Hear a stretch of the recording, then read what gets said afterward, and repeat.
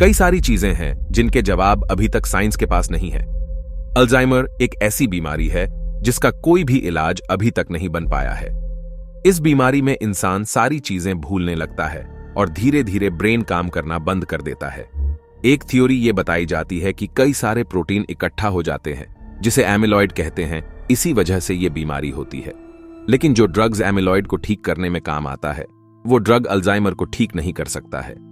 और ये अभी तक एक मिस्ट्री बनी हुई है कि आखिर ये बीमारी क्यों होती है और इसका इलाज क्या है।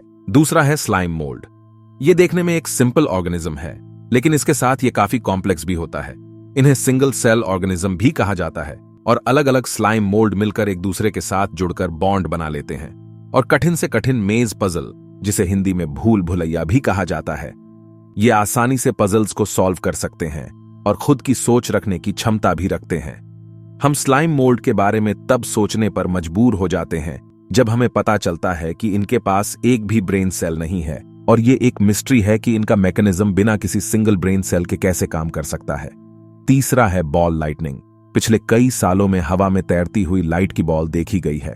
कुछ साइंटिस्ट इसके पीछे ये थ्योरी बताते हैं कि जब बिजली मिट्टी पर गिरती है तो मिट्टी में मौजूद सिलिका और ऑक्सीजन के साथ रिएक्ट करके एक लाइटनिंग बॉल का फॉर्मेशन करती है और ये नहीं बताया जा सकता कि ये कब दिखेगा। अभी इसके बारे में हमारे पास पूरी जानकारी नहीं है और ये कई सालों से मिस्ट्री बना हुआ है। चौथा, ट्वाइलाइट जोन।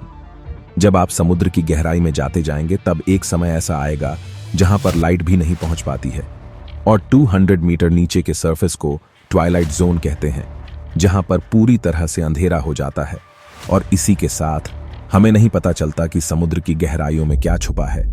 ऐसा माना जाता है कि जितनी फिशेस यहां ऊपर पाई जाती है उससे कई गुना ज्यादा ट्वाइलाइट जोन में रहती है। फिर आती है हमारी सोल। आखिर ये किससे बनी है, ये होती भी है या नहीं, किस समय हमारे शरीर में बनती है। ऐसे ही कई सवाल है जिनका जवाब साइंस के पास नहीं है। हो सकता है कि भविष्य में हम इन सवालों के जवाब खोज पाए।